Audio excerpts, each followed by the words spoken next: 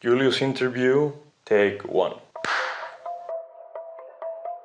More and more of normal companies went into a state where they had fairly complex distributed systems. They were severely lacking troubleshooting skills. The teams that used to have to deal with what is monitoring back then were just DIYing it up. You have these scripts people are running, everything's manual, and of course that means it breaks a lot. We have more things to observe and more complex things to observe. You have so many more machines, you have so many moving bits and pieces. You ended up getting woken up to be told that one of your 200 servers is feeling slightly unwell. That was very, very annoying. Or there was no system at this time in the open source space which could handle this.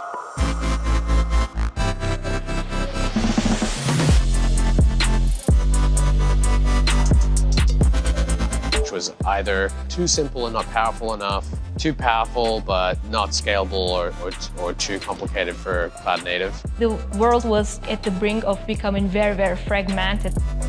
So the market was really ready for something that would be a focused project on a monitoring solution. At the time, in 2012, I was still working at Google in Zurich. In Berlin, Soundcloud was just emerging as this really cool new startup in the music scene, having the aspiration of becoming the YouTube of sound. Had really great engineers as well, good dynamic culture, and just seemed like a fun place to work. I eventually made that jump to Berlin and joined at SoundCloud. Another ex-Googler, Matt Proud, had joined at the same time, and we noticed that SoundCloud had a bunch of issues when it came to reliability, latency of the website and all that, and we were having trouble really figuring out even where these problems were coming from.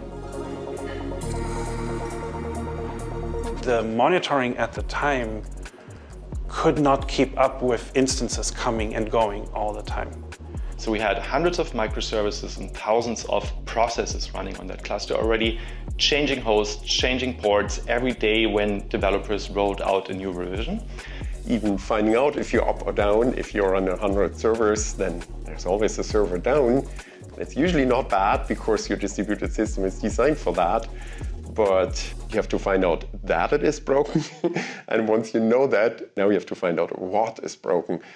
And yeah, there was just no chance. SoundCloud at the time already had built their own in-house cluster scheduler system. So this was before Docker even existed and then far before Kubernetes existed. So it was a very modern, dynamic, and always changing computing environment already. But it was very hard with the traditional tools to get insight into what is really happening in that cluster. We were using StatsD and Graphite for metrics, but the integration between the two wasn't very good, so we could not really use metrics for alerting. Graphite database was not really built for this highly dynamic use case. So when there was an issue like a latency spike or a spike of errors, we were unable to properly pinpoint it down to a specific process, or not knowing whether it is a specific process or the entire group of microservices. People had started catching on to metrics as a base of monitoring, but there wasn't a good integrated system that could work with this. The monitoring wasn't ready for that, right? So the technology was there, it was pretty immature in a way, but it worked. In this more dynamic world, you needed a monitoring system that, first of all, integrates the world of alerting and time series, and then also have a more flexible data model that allows more dynamicism and that has, on top of it, a query language that allows for, flexible dashboarding, but also powerful and flexible alerting at the same time. So tying together the time series and the alerting use cases into one system. Google was one of the front runners of the cloud native movement, right? Because they saw web traffic scale at a level none of us saw at first. And so they had to scramble and really figure it out. Borgmon was one example of them trying to wrestle with metrics data, with time series databases. Matt Proud and myself had just both come from Google, and we were used to this one monitoring system called Borgmon at Google, which was used to monitor all kinds of different services and infrastructure at Google in a very flexible way. And we noticed that when we came to SoundCloud, that SoundCloud already had a very dynamic cluster scheduler internally. So at the time, we looked at the different available open source monitoring systems, and we were a little bit disappointed. They were not really great at tracking metrics in detail, especially in a constantly changing world. There was a really, really strong need to do something about it. So as kind of a hobby project initially, we just sat down in our free time and started building what eventually became Prometheus. It was a very big, ambitious project. We were trying to build a complete new monitoring system and paradigm kind of from scratch. So not only did we have to explain it properly to people who had never used such a system, but also build it. So I did initially have a lot of doubts whether this project would be worth it and whether it would succeed. We were not hired to build a monitoring system, we were hired to make SoundCloud more reliable. SoundCloud is not a monitoring company. SoundCloud has a relatively small engineering team. We could only devote so many resources to developing something like Prometheus. But we did draw out the little dependency map of what we actually needed to do our job. And we always ended up getting back to that. First, we need good visibility into what is happening in the systems. Otherwise, we cannot improve anything.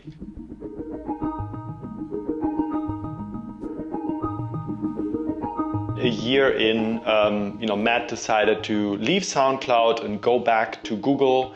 And then I was alone on Prometheus for a while, just pushing it forward. Gradually, new people joined the project as well. So for example, Björn Rabenstein also left Google, and I had known him already, and he got interested in what I was working on. So when he joined SoundCloud, he also started helping out with Prometheus pretty early on. If I had been like the manager of Julius and Matt back then, I would probably not have approved the project, I guess, because it sounds like crazy. And it probably was crazy, and we might just have been lucky that it all worked out. The building part had so many different components. So we had to build a proper time series database. We had to build a querying system on top of that. We had to build client libraries for people to actually get metrics out of their different processes and services and hosts. So it took a lot of faith initially, both from us and for some people who supported us, to believe that this, at some point could actually start coming together and start really making a difference where this project would be worth it. The team that was building Prometheus started using it right away and very intensely. We got the Prometheus server to a point where it started working pretty properly. We got the internal cluster scheduler instrumented with metrics so that people could see the CPU usage, memory usage, and so on of all the different processes and microservices. So giving them really, the first time, really good insight into what is actually happening. And we built a dashboard builder back then called PromDash, because Grafana didn't exist yet. But I would say maybe 1 or 1.5 years in, we had enough of the things that really made Prometheus worth it coming together. Adopting Prometheus internally was a gradual process. We needed some internal alpha testers who were ready for a very raw experience. So we found a couple of teams that were willing to experiment with it and use it to monitor their own services. And they also gave us great feedback on what they actually needed and the pain points they still saw with the system. Then once we had that prototype together, we were optimistic enough that we could actually introduce this at SoundCloud and make it work properly eventually. But we really only started pushing everyone to migrate when they started kicking over the Graphite server again and again, while trying to record all the metrics and all the details that our old monitoring stack could not handle. And we knew Prometheus could handle it. I think everyone realized that this monitoring system was sufficiently different in every aspect to what came before, that it made sense to actually, have this completely new system, and that it also works much better with a new kind of dynamic clustered computing world that we were going into. We thought this is very helpful for what we are doing here, and it would probably be good if others used that. But we had no expectation that anyone, except perhaps a few ex-Googlers, and then very few very nerdy people might actually realize what you're doing here. So we had no expectation that this would change how the world is doing monitoring.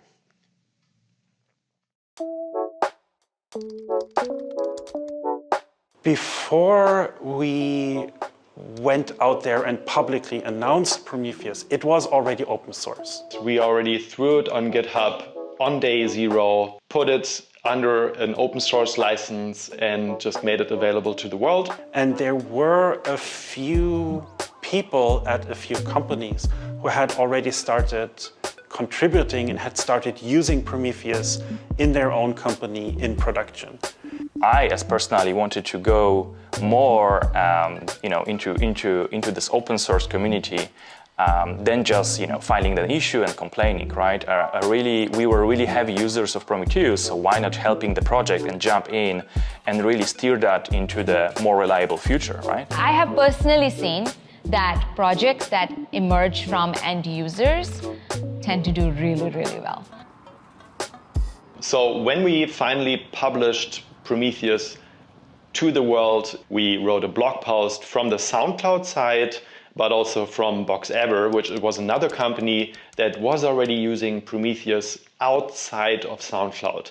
Two companies at the same time were releasing their blog posts saying like, hey, we are using this monitoring system, and it's not only being used at Soundcloud at the moment. 1.5 weeks after our official announcement of Prometheus, someone who we still don't know to this day who it actually is, managed to get Prometheus onto Hacker News on rank 1 for a whole day. And that really turned on the lights for the project. We saw that really in our GitHub stars, in our chat channels, in our mailing lists, in the GitHub contributions. Just everything started shooting through the roof from that day on.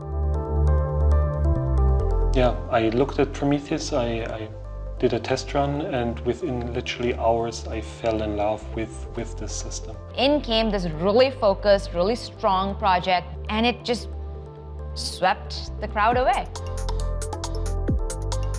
It solves a real pain point for the industry. There are a lot of monitoring products out there, but only Prometheus was available as a free tool that really grappled with the challenges of dynamic, containerized cloud-native applications in the early days.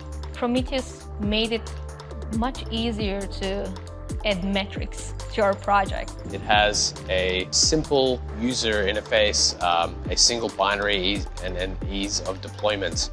And this has changed the entire way in which we approach, consume, and develop with our monitoring solutions.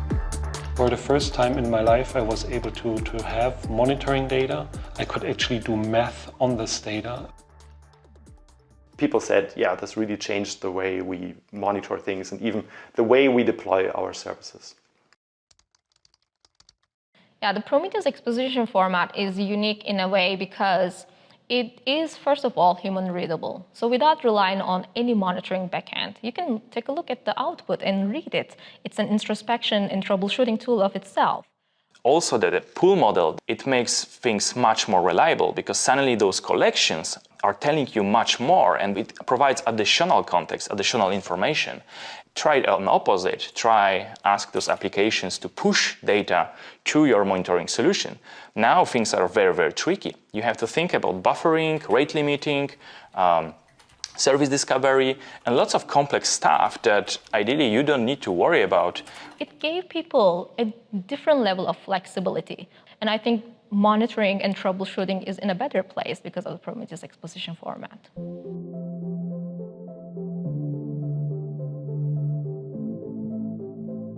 There was a lot of still ongoing growth, but also a lot of work. So we just put more and more work into making Prometheus more stable, more integrated with different systems, eventually having a 1.0 stable version and then a 2.0. As Prometheus gained adoption, more services were instrumented with Prometheus metrics. You can take any really open source solution, maybe Kubernetes, maybe MySQL, maybe MongoDB, and you will have Prometheus instrumentation for free. All things together, the adoption grown because of simplicity here. They did it just at the time when cloud native was proliferating, was becoming was the new cool kid on the block, and suddenly your old monitoring technologies or techniques such as APM were falling short. A lot of companies started seeing the value in Prometheus and started using it, both in startups and in larger companies. So I became a end user and familiar with Prometheus at Uber, where we built a monitoring platform with Prometheus as a core that allowed us to build control mechanisms and end user configuration stories on top of that platform and focus on what really mattered to Uber.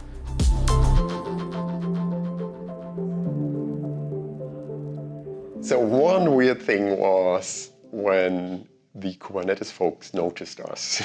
The Kubernetes people noticed that it was similar to the monitoring systems they were used to at Google. So they chose to support Prometheus-style metrics in all the different Kubernetes cluster components. That led to a world where Kubernetes supported Prometheus very well, but at the same time, Prometheus also supported native service discovery and data collection on Kubernetes. In the end, that led to great mutual support between the two systems. And when you were using Kubernetes, you were probably also using Prometheus in some fashion. Within Google, they had Borg in the late 90s, early noughts, and they needed something to be able to monitor all this data, and they created Borgmon for it. And this pairing is replicated in the open source scene between Kubernetes and Prometheus. If you want to claim there is a conspiracy, it really looks like it. Like Prometheus, Kubernetes are both 10-letter words. They're both of Greek origin. Like Kubernetes is abbreviated K8S, Kates. You could abbreviate Prometheus P8S or Pates or something, I don't know. Their logos, they're all done, right? Like this blue and this orange, it's like perfect complementary colors.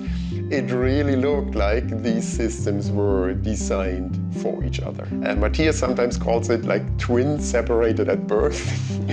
But yeah, it felt really like, okay, finally they get together. They always were meant to come together. It filled a hole in Kubernetes.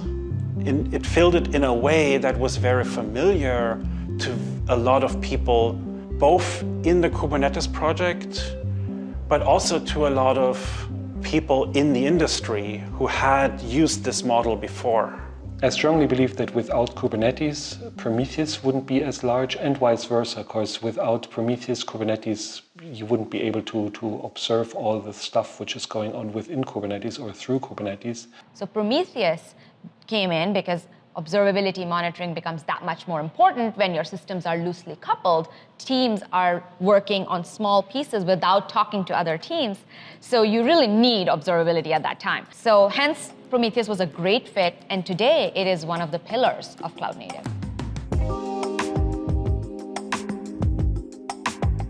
We really were looking for kind of a neutral home for the Prometheus project. The Cloud Native Computing Foundation was just being formed at that time, and the only project that was in there so far was Kubernetes. So when I was talking to the Prometheus team about working with Weaveworks and Weaveworks adopting their product as part of our solution, I was also asking them what were their thoughts about a foundation for the future. I met someone called Craig McCluskey from Google, who was working on the Kubernetes project. And Craig told me that he would like Kubernetes to be in a foundation so that it could be an industry asset and not just a company asset. And we talked about how the CNCF could come into existence. That's when I said to Craig, I think Prometheus would be a wonderful project for the CNCF's early days. And we agreed that would be one of the projects that we would try and recruit when the CNCF launched. By handing off Prometheus to CNCF, we allowed the project to grow beyond the needs and the capabilities of Soundcloud. Prometheus is truly a special project. It has had a very strong velocity over the years.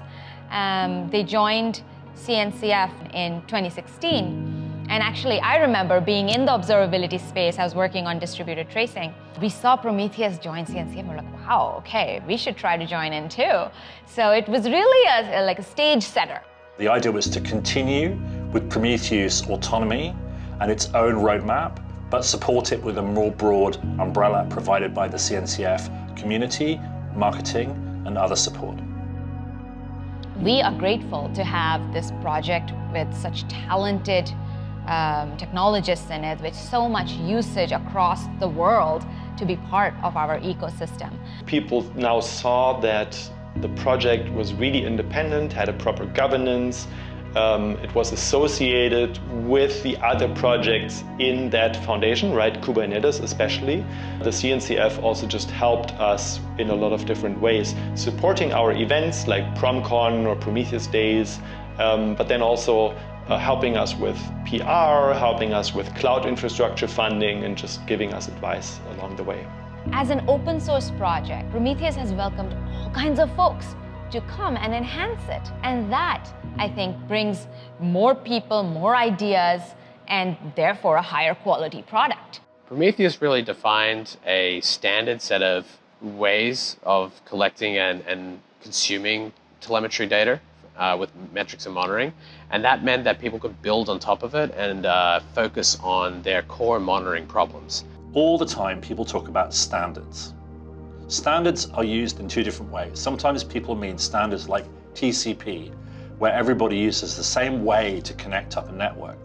Another kind of standard is what we call a standard tool, or a de facto standard. It means commonly used popular tools that everyone should understand once they've reached a certain level. If you look at it today, if you look at it already a few years ago, Prometheus is the de facto standard for metric-based monitoring. Think about it, hundreds of projects today support this exposition format, and like each time I see a new project in the cloud native space especially, they have some Prometheus exposition format support. Prometheus has retained a narrow focus. It does monitoring. It is a time series database with a querying language, and it does those things really well. It doesn't spread itself too thin. I personally also think that a lot of the original, the OGs, are still deeply involved. That is just awesome. It inspires many to join in. It brings this continuity to the project. And I see their passion when I see them at KubeCon Cloud Native Cons or at the Prometheus events, PromCons, and those folks care just as much today as they did 5 years ago, 7 years ago, and that's just wonderful. I was surprised that it became so popular so quickly. I enjoyed the work so much here with my colleagues at Soundcloud. It didn't even feel like a challenge. I had made the decision to roll this out for all the places where I would ever go, because it's just so much better than anything which was there before. For all the people out there who are considering, what should I build? What would resonate? There are other parts of the cloud native application development process that are not commodified, that are not de facto standardized. Look at all those things and decide where you have the strongest inclination to build a successful project. There are projects where it's trying to achieve everything, but it ends up achieving nothing because there's so much fragmentation. I think Prometheus community and the core kept it very straightforward, kept it very simple, but yet achieved to build that like really big, ecosystem around the project. We are still actively developing Prometheus, just making it better all the time. Making the database more efficient, improving certain parts of the UI, making it integrate better with other infrastructure components and service discovery mechanisms and so on. A personal lesson I took from Prometheus is that even if you have the best tech in the market, in the ecosystem, and I'm obviously biased here, but I strongly believe that this is true. Even if you have the best tech, that's not enough. There's so many other aspects to success, and it needs a complete mix of not just the technology, it also needs adoption drivers, it needs public speaking, it needs a healthy community, it needs other projects which you can ally with and work together with. It's never about one single person or one single project. It's an ecosystem of communities.